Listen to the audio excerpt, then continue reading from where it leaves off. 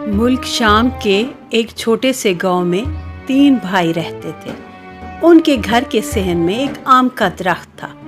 उन्होंने फैसला किया कि वो बारी बारी इसका ख्याल रखा करेंगे ताकि कोई आम चुराने ना पाए। एक दिन एक भाई उसका पहरा देता, दूसरे दिन दूसरा, और फिर सबसे छोटे भाई की बारी आ जाती। इसी गांव के ऊपर से एक दिन एक परी का गुजर होता है।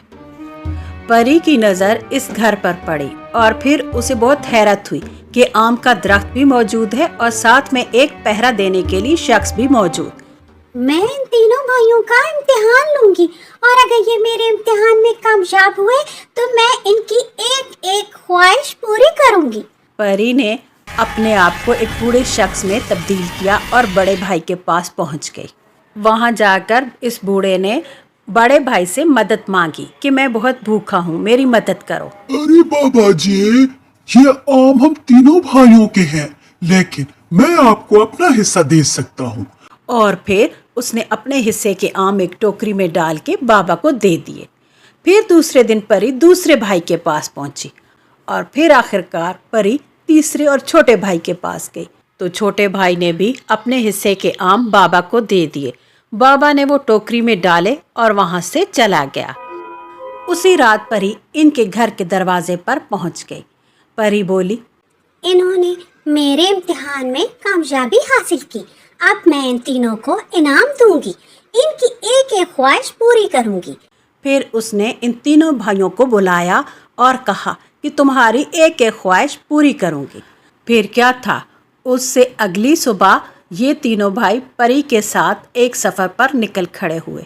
सबसे पहले बड़ा भाई थक गया, एक चश्मे के पास ही वो रुक गया और बोला, मेरी तो यही ख्वाहिश है कि इस चश्मे का पानी बन जाता शरबत और मैं खूब उस शरबत को बेचता और खुद भी पीता और अमीर हो जाता। परी ने अगले ही लम्हे इसकी ये ख्वाहिश पूरी की और देखते ही देखते वो चश्मा शरबत में तब्दील होने लग गया और फिर वो भाई वहीं रुक गया। अब उससे आगे 2 भाई परी के पीछे पीछे चल दिए। अगली सुबह होते ही वो भाई बोला, मैं कहता हूँ इस मैदान में मेरा एक घर होता, बकरियां होती और बागात होते तो मैं तो यहीं पे रुक जाता। ऐ परी, क्या ऐसा मुमकिन है? और फिर परी ने उसकी ये ख्वाहिश पूरी कर दी। उसी मैदान में घर भी आ गया, बकरियां भी आ गईं और फलों से भरे बागात भी उसे दे दिए गए। वो भाई भी उसी जगह पर रुक गया। अब सबसे छोटा भाई रहीम और परी एक झील के किनारे पहुंच गए तो रहीम बोला, परी, मुझे मालो दौलत नहीं चाहिए, मुझे किसी शहजादी से शादी करनी है, बस। क्या मेरी ये ख्वाहिश पूरी हो सकती है?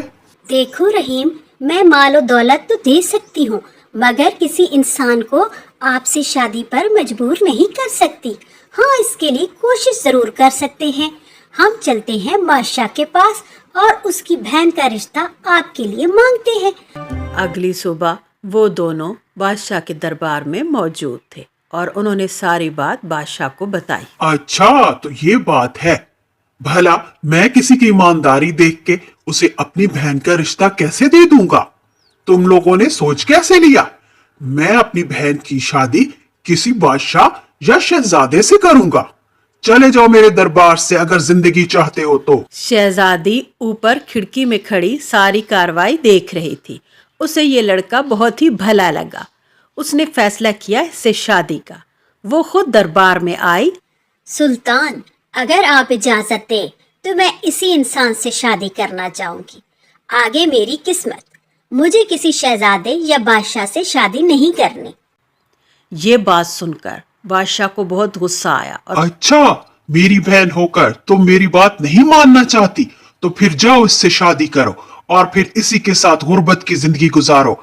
मैं तुम्हें अपने खजानों में से एक फूटी कौड़ी भी नहीं दूंगा। निकाह के बाद शहजादी और रहीम ने महल को हमेशा हमेशा के लिए छोड़ दिया। मैं तुम्हें अपनी तरफ से एक घर भी दूंगी और भेड़ बकरियां भी दूंगी ताकि रहीम उन्हें चराए और अपनी जिंदगी गुजार सके। और फिर परी ने ऐसा ही किया और वहां से हमेशा हमेशा के लिए चली गई।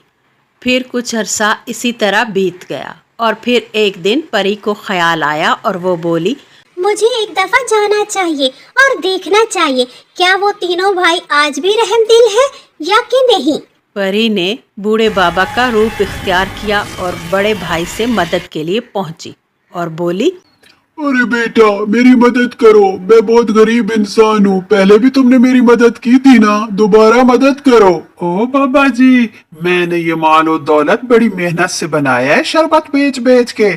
चलो जाओ यहाँ से, मैं नहीं मदद करने वाला। अगर इसी तरह मैं लोगों की मदद करता रहा तो एक दिन मेरे पास तो फूटी कौड़ी भी नहीं बचेगी।